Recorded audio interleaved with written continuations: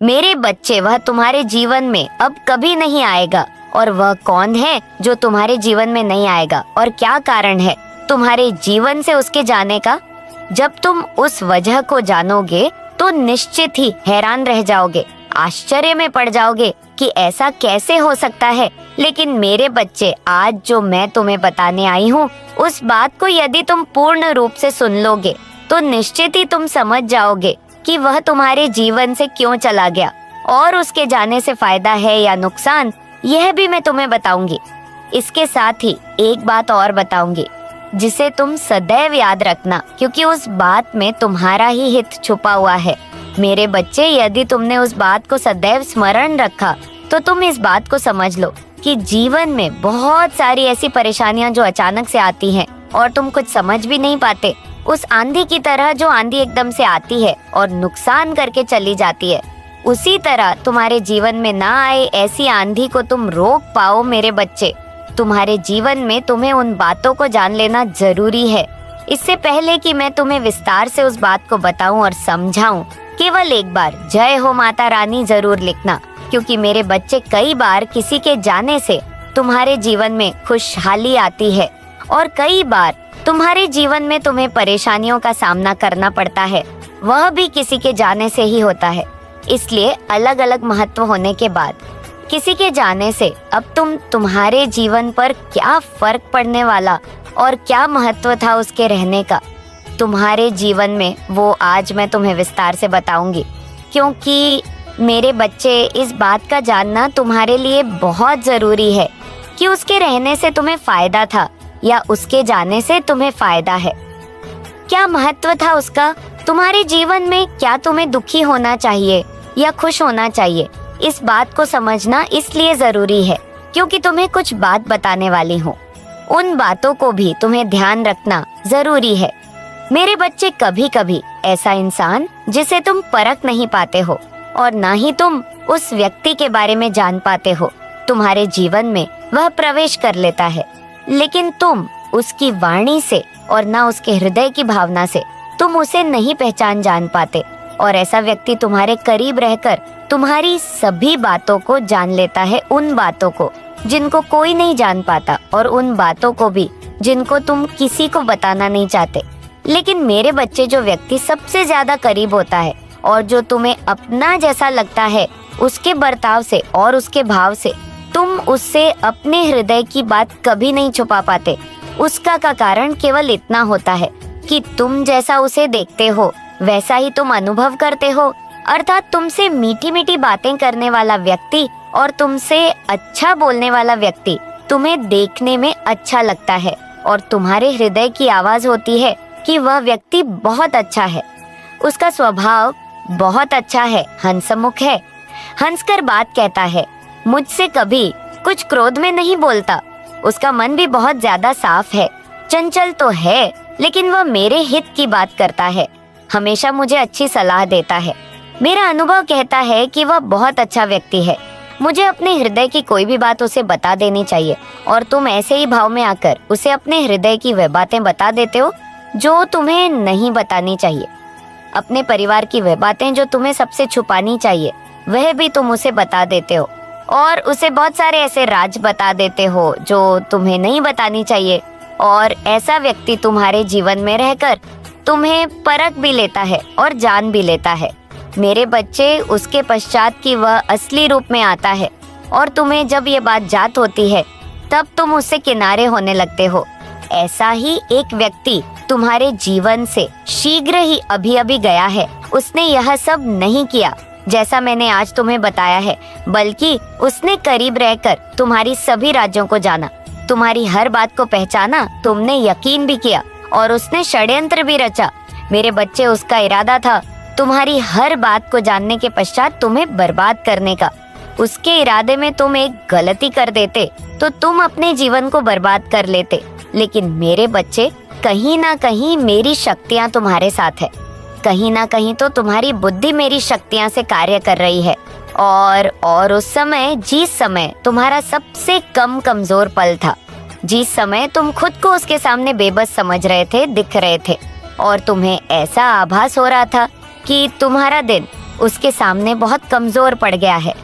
तुम्हें उसे अपने हृदय की सभी बातों को बता देना चाहिए। लेकिन मेरे बच्चे, कहीं ना कहीं एक संकेत तुम्हारे हृदय में यह जरूर आया कि नहीं, वह गैर है। अपना तो जैसा लगता है, लेकिन अपना नहीं है। कभी भी तुम पर पलट कर वार कर सकता है, कभी भी तुम्हारे लिए घातक सिद्ध हो सकता है, कभी भी तुम्हारे जीवन में वह बहुत ज्यादा खतरा पैदा कर सकता है।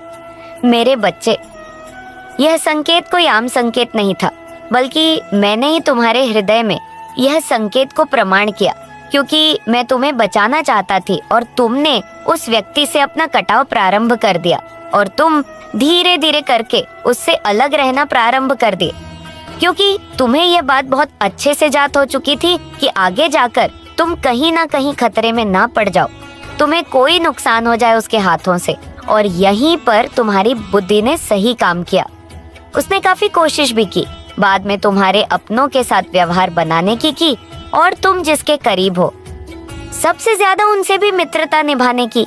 लेकिन मेरे बच्चे, वह तुम तक दोबारा नहीं पहुंच पाया और तुम जैसे ही उससे दूर हुए वैसे ही उसके मन में सबसे ज्यादा द्वेष भावना थी कि कैसे भी करके वह तुम्हारे जीवन में दोबारा प्रवेश करे, क्योंकि संसार में हर व्यक्ति अच्छे नहीं होते।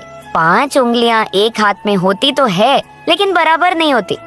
उसी प्रकार कुछ व्यक्ति षड्यंत्र से भरे जीवन को जीते हैं और दूसरों के जीवन में कुछ न कुछ गलत करने के इरादे से किसी के जीवन में प्रवेश करते हैं और सोचते हैं कि वह किसी का नुकसान करके बहुत खुश होंगे, अर्थात उन्हें खुशी मिलेंगे, और वह ऐसा करते भी है। मेरे बच्चे, जो व्यक्ति सीधा साधा होता है, जिसके पास कोई शक्ति नहीं होती, वह इन संकेतों को नहीं समझ पाता, क्योंकि उसे जल्दी से संकेत दिखाई नहीं देते और न ही वह सामने वाले व्यक्ति के भाव को पढ़ पाता है।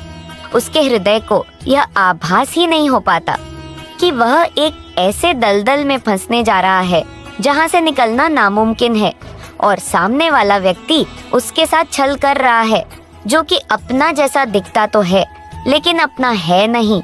लेकिन मेरे बच्चे, तुम्हारे साथ मेरी शक्तियां हैं, इसलिए उस व्यक्ति को दूर करने का कार्य मैंने स्वयं किया और तुम्हें ऐसा आभास हुआ कि हाँ, तुमने किया।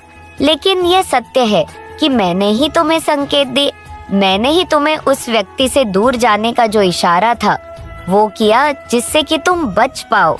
क्योंकि मेरे बच्चे, मैं नहीं चाहती थी कि तुम उस व्यक्ति की जाल में फंसो, इसलिए अब वह तुम्हारे जीवन से जा चुका है, क्योंकि वह थक चुका था। तुम पर पलट कर वार करना उसका विफल हो गया था, तुम्हारे साथ गलत करने का उसका इरादा विफल हो गया। ये इसलिए हुआ क्योंकि तुम मेरी शक्ति और मेरी भक्ति पर विश्वास रखते हो। मेरी पूजा आराधना करते समय तुम्हारे मुख से निकलता एक एक शब्द कि माता मेरी रक्षा करना, इसलिए मेरे बच्चे, मैं तुम्हारी रक्षा कर रही हूँ और हर प्रकार से तुम्हें सुरक्षा प्रदान कर रही हूँ। इसलिए उस व्यक्ति के जाने के बाद तुम्हारा जीवन अपूर्ण रूप से सुरक्षित है। मेरे बच्चे, तुम इस जीवन में एक बात को बहुत अच्छे से समझ लो कि यदि कोई भी ऐसा व्यक्ति अब अपूर्ण तुम्हारे जीवन में आए तो तुम उसे कैसे भागे, कैसे जानोगे कि वह व्यक्ति तुम्हारे जीवन में कुछ गलत करने की इरादे से आया है? तुम्हें उससे नुकसान हो सकता है, उसकी कोई चाल हो सकती है। वह तुम्हारे करीब तो है, लेकिन तुम्हारी बर्बादी का कारण भी बन सकता है। मेरे बच्चे, मैं तुम्हें डराना नहीं चाहती, लेकिन यह ना मेरा धर्म है, और यदि तुम समझ गए तो आगे तुम सभी मुश्किलों से केवल बचोगे ही नहीं, हमेशा सुरक्षित रहोगे। यह मेरा तुमसे वादा है और मैं तुम्हें वचन देती हूँ कि मैं तुम्हारी हमेशा रक्षा करती रहूंगी। मेरे बच्चे, इसके साथ साथ जो व्यक्ति बिना मतलब के तुम्हारे घरेलू बातों में अपनी राय दे, जो तुम्हें किसी भी गलती पर क्रोध ना करे या किसी भी ऐसी बात पर जो कि तुम्हारी बात सही ना हो कुछ ना कहे, केवल हमसे तुमसे प्रेम से बात करे, तो समझ लेना कि वह व्यक्ति सही नहीं है। तुम्हारे जीवन के लिए वह घातक सिद्ध हो सकता है। उसका कारण केवल इतना होता है कि जब तुम्हारी कोई गलती पर वह तुम पर क्रोध ना करे तो उसका अर्थ ये है कि वह मन में कुछ और रख रहा है।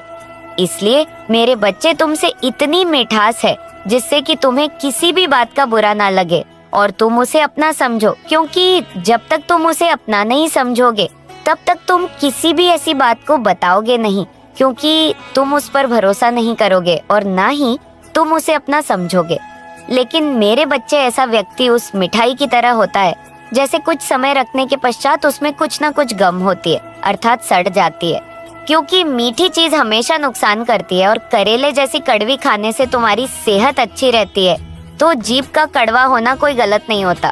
मुंह पर तुम्हारी गलती बताए, वह सच्चा दोस्त है, सच्चा मित्र है, और यदि तुम्हें गलती पर भी कुछ ना कहे तो तुम समझ लेना वो केवल अपने स्वार्थ, बस तुमसे मित्रता रख रहा है, लेकिन उसके इरादे बहुत खतरनाक हैं। वह तुम्हें कुछ ना कुछ, कहीं ना कहीं, कोई ना कोई नुकसान अवश्य पहुंचाएगा। मेरे बच्चे, यदि तुम्हें ऐसा व्यक्ति अपने करीब आता दिखे और तुम्हारे हृदय को ऐसा आभास होने लगे कि ऐसा व्यक्ति तुम्हारे करीब आ रहा है, तो तुम उसे कुछ दूरी बना रखना, भले ही मित्रता रखना, लेकिन उसको अपने परिवार की कोई बात, अपनी घरेलू बातों में शामिल मत करना, और ना ही उसे अपने जीवन की कोई ऐसी बात बताना जिससे कि वह व्यक्ति तुम्हारा फायदा उठा सके।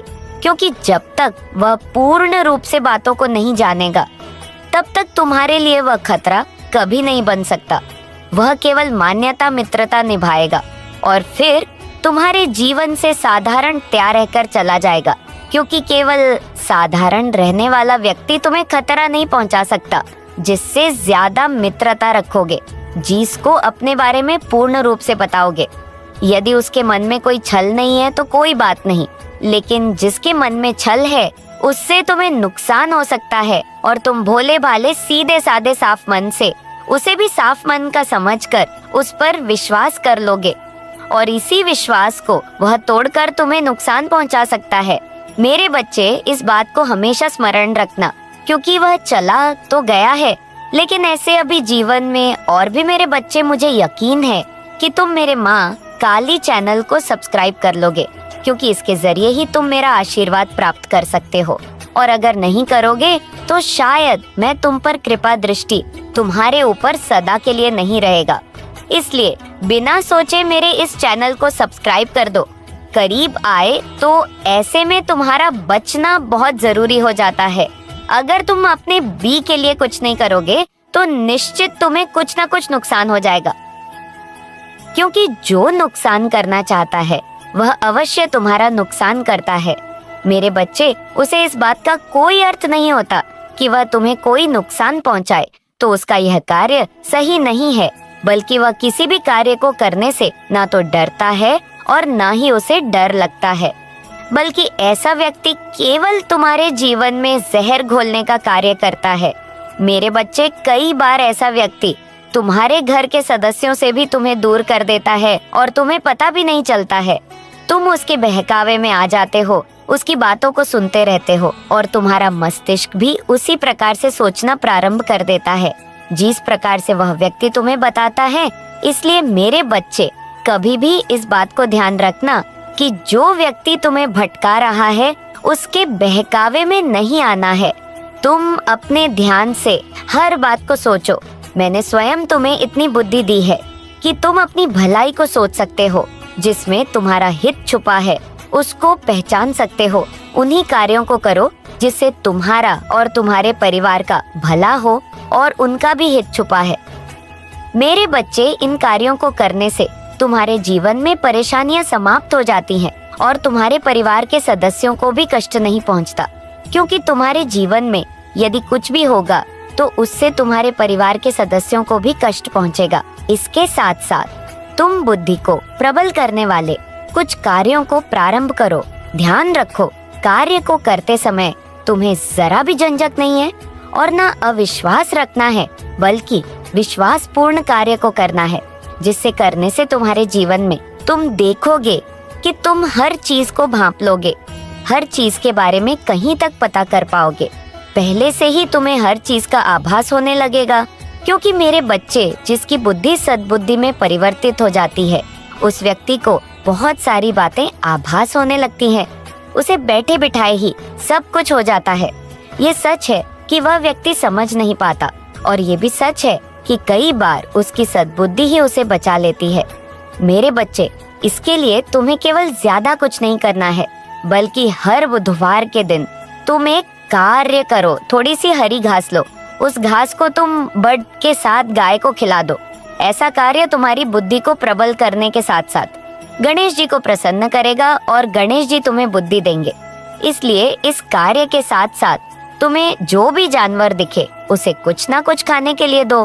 कभी भी ध्यान रखो कि तुम कोई को भी असहाय हो या कोई भी जानवर हो उसे मारने की कोशिश मत करो। कभी भी मारने का प्रयास मत करो, क्योंकि जानवर भले ही बोलते नहीं लेकिन उनके अंदर भी आत्मा होती है। वह भी जीवित होते हैं, उनके पास भी हृदय होता है, उन्हें भी कष्ट होता है।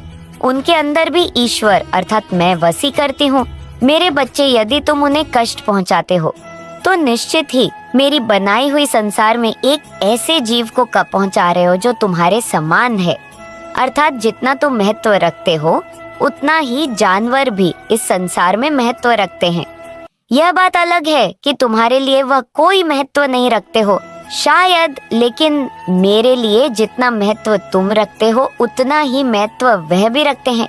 मेरे बच्चे, संसार का प्रत्येक प्राणी, प्रत्येक जानवर, प्रत्येक कीड़े पकौड़े सभी मेरे लिए समान है, क्योंकि सबके अंदर आत्मा बराबर है, जीव बराबर है, उनकी सांसें बराबर चल रही है। इस बात को कभी भी मत भूलना कि तुम्हारा जीवन आज है, कल नहीं। इसी प्रकार उनका भी जीवन है, वह भी अपना जीवन यापन कर रहे हैं। इसलिए मेरे बच्चे, कभी भी किसी को कष्ट पहुंचाने से पहले तुम इतना जरूर स्मरण रखना कि संसार में तुम जिसको कष्ट पहुंचा रहे हो वह तुम्हारी माता के द्वारा बनाए हुए सृष्टि की रचना में से एक है। यदि तुम उसे कष्ट पहुंचा रहे हो तो निश्चित ही तुम मुझे कष्ट पहुंचा रहे हो, मेरी बनाई चीज का अपमान कर रहे हो, क्योंकि यह आत्मा केवल रूप धारण करती है, लेकिन हर शरीर में धारण करने के लिए उसे अपना आत्मबल चाहिए और वह अपना रूप धारण करने के पश्चात कभी किसी के शरीर में प्रवेश करती है, कभी किसी के शरीर में प्रवेश करती है। इसलिए सबका शरीर समान ना होकर भी आत्मा सबके समान है। तुम जी रहे हो, जानवर भी जी रहा है, तुम भी खा रहे हो, वह भी खा रहा है। जो सभी कार्य तुम करते हो वह भी करता है। केवल नौकरी की जगह नौकरी नहीं करता, पैसों की यत को नहीं समझता, जानवर लालच नहीं करता। इंसान भले ही लालच कर ले और उसके अंदर भले ही स्वार्थ हो, लेकिन जानवर के अंदर स्वार्थ नहीं होता। केवल भूख होती है, पेट की भूख, जो मैंने सबको बराबर दी है। वह केवल खाना जानता है। जब उसे भूख लगती है तब वह खाना खाता है, और उसे नींद आती है तो कहीं पर भी सो जाता है। लेकिन मनुष्य का जीवन तुम्हें देकर मैंने तुम्हें बुद्धि दी है, जिससे कि तुम अपनी बुद्धि के प्रयोग से बहुत सारे ऐसे कार्य है जो जानवर नहीं कर सकता, लेकिन तुम कर सकते हो। उसका अर्थ ये नहीं कि तुम बुद्धि का गलत इस्तेमाल करो। तुम बुद्धि का गलत इस्तेमाल करके किसी को धोखा दो या किसी के साथ चालाकी करते, फिर वह कोई भी व्यक्ति हो, मुझे क्रोध आएगा ही आएगा, क्योंकि बुद्ध का प्रयोग करना है तो तुम दूसरों की भलाई या ना प्रशंसा संगीत प्रयोग करते हो। ये प्रयोग तुम्हें नहीं करना है, क्योंकि यदि तुम ऐसा करते हो तो धीरे धीरे करके तुम पाप की ओर धकेलने लगते हो, और तुम्हें इसी गलती से बचना है। यदि तुम्हें सच्चाई को अपना लेते हो, भलाई को अपना लेते हो और लोगों की मदद करने में अपना जीवन गुजारते हो, तो निश्चित ही तुम इतना समझ लो कि तुम्हारा यह जीवन एकदम स्वर्ग से सुंदर हो जाएगा। तुम्हें बिन मांगे सब कुछ मिलेगा। जैसा तुम चाहोगे वैसा तुम्हारे जीवन में होगा। मैं स्वयं तुम्हारी सभी इच्छाएं को पूर्ण करूंगी, ये मैं तुमसे वादा करती हूँ। और एक वादा और करती हूँ, मेरे बच्चे, यदि जीवन में बुद्धि का सही प्रयोग करोगे तो तुम्हें जो चाहिए वह सब प्राप्त होगा। तुम्हें बिन मांगे लक्ष्मी प्रदान करूंगी। तुम्हारे जीवन में तुम्हारी ईमानदारी से किए हुए कार्यों का फल तुम्हें इस प्रकार मिलेगा कि तुम देखकर आश्चर्य में पड़ जाओगे, सोच में डूबे रहोगे कि यह क्या हो रहा है। क्योंकि तुम जब आश्चर्यचकित होने वाले कार्यों को पूर्ण होते हुए देखोगे तो तुम आश्चर्य में जरूर पड़ोगे, लेकिन कहीं ना कहीं उसमें भी तुम्हारा कर्म छुपा है, वह कर्म जो तुमने किया और जो तुम कर रहे हो। क्योंकि कर्म ही तो है जो तुम्हें हर जगह बचाता भी है और हर जगह उन्नति भी कराता है, सफलता दिलाता है और हर कार्य में सहायक बनता है। क्योंकि जैसा जैसा तुम करते जाओगे वैसा वैसा फल तुम्हें प्राप्त होता जाएगा, और जैसा जैसा फल तुम्हें प्राप्त होगा तुम्हारे अंदर साहस आ जाएगा, अच्छे कर्म का फल अच्छा मिलेगा और उससे भी तुम्हें आगे अच्छे कामों को करने का साहस अवश्य प्राप्त होगा। मेरे बच्चे, तुम भले ही मेरी बात का विश्वास करो या ना करो, लेकिन जैसा कहा है केवल वैसा करो। जैसे जैसे तुम बताए हुए कार्यों को करते जाओगे, वैसे वैसे तुम्हें जीवन में कभी भी ना तो धोखा खाने को मिलेगा और ना ही तुम किसी की षड्यंत्र में आओगे, क्योंकि स्वयं मैं तुम्हारी रक्षा कर रही स्वयं देख रही हूँ कौन तुम्हारे बारे में गलत सोच रहा है।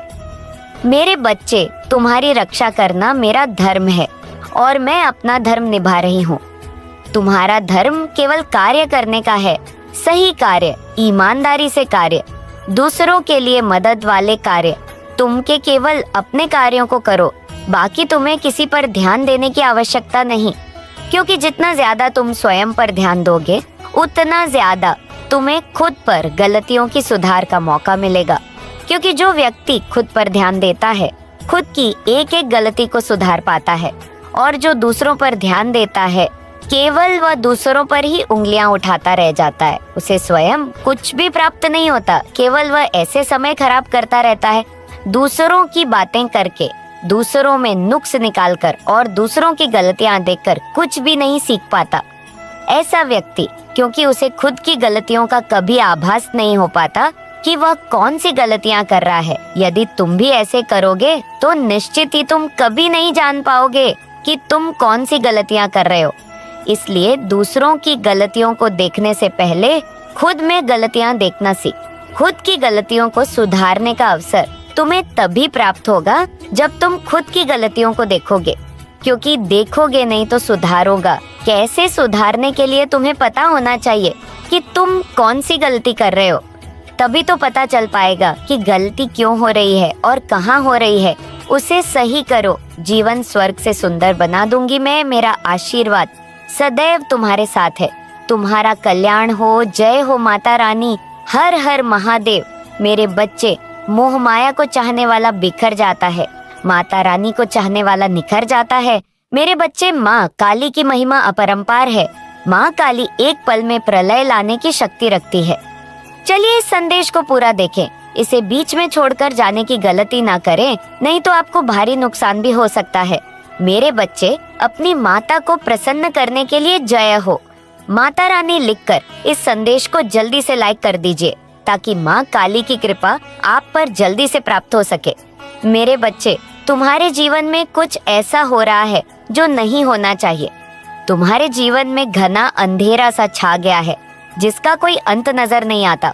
मेरे बच्चे, तुम भूल रहे हो कि संसार में मेरी मर्जी के बिना कोई सांस भी नहीं ले सकता। अर्थात तुम्हारे जीवन की हर घटना मेरी मर्जी से घट रही है।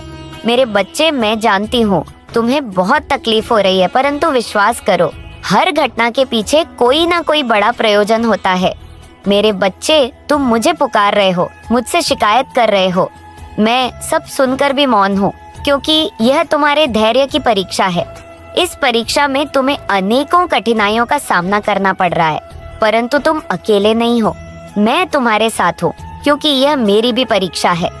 मैं देखना चाहती हूँ मेरे बच्चे, तुमने कभी स्वयं को कम नहीं समझा। लोग तुम्हें क्या कहते हैं, तुम्हारे बारे में क्या सोचते हैं, तुमने कभी ध्यान नहीं दिया। इसलिए तो मुश्किल समय में भी तुम खुश रहे, लेकिन कुछ समय से तुम्हारा स्वभाव बदल रहा है। तुम क्या हो तुम यह भूल गए हो। समाज के लोग, तुम्हारे मित्र, तुम्हारे अपने और तुम्हारा शत्रु तुम्हारे बारे में क्या सोच रहे हैं। तुम्हें इस बात से बहुत ज्यादा अंतर पड़ रहा है। मेरे बच्चे, तुम्हारे मन में ये डर लगा रहा है कि यदि तुम जिस उद्देश्य को पूरा करना चाहते हो वह पूरा नहीं हुआ तो लोग क्या सोचेंगे और तुम्हारे सपनों का मजाक उड़ाएंगे। मेरे बच्चे, इस भय को अपने मन से, अपने जीवन से सदैव के लिए निकाल दो। मैं जानती हूँ कि समय अभी भारी चल रहा है, परंतु समय बदलते समय नहीं लगता। पर विश्वास रखो, बहुत जल्द ही आश्चर्य कर देने वाली सफलता तुम्हें मिलेंगे। लेकिन उसके लिए तुम्हें कुछ बातों का विशेष ध्यान रखना होगा। मेरे बच्चे, इस संदेश के माध्यम से मैं तुमसे यही कहना चाहती हूँ कि तुम्हारा मन इस समय तुम्हारे साथ बहुत चल रहा है, तुमसे छल कर रहा है। मेरे बच्चे, मेरा आशीर्वाद सदैव तुम्हारे साथ है। मेरा आशीर्वाद प्राप्त करने के लिए 777 लिखकर मुझे अपनी स्वीकृति प्रदान करा देना, क्योंकि तेरे कर्म तेरे साथ खड़े हैं। वो पूछ रहे हैं, अब क्या करेगा तू? अब क्या मुंह दिखाएगा देवी को? अब कौन सी पूजा से अपना दोष छुपाएगा? मेरा बच्चा, अब भी समय है। मैं तुझसे नफरत नहीं करती, वरना मैं तुझसे कभी संवाद ही ना करती। मैं माँ हूँ, इसीलिए तुझे सच बता रही हूँ। जिस घर में तू रहता है वहाँ अब भी मेरी कृपा की संभावना बाकी है, लेकिन वो तभी आएगी जब तू आंखें खोलकर अपने हृदय को साफ करेगा। उस स्त्री की आत्मा को मुक्ति चाहिए।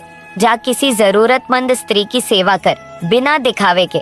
जिस किसी स्त्री से तूने या तेरे पूर्वजों ने अन्याय किया हो, उस अन्याय का बोझ उतार, मंदिर मत भाग। पहले मन का मंदिर साफ कर, खुद से सच्चाई बोल।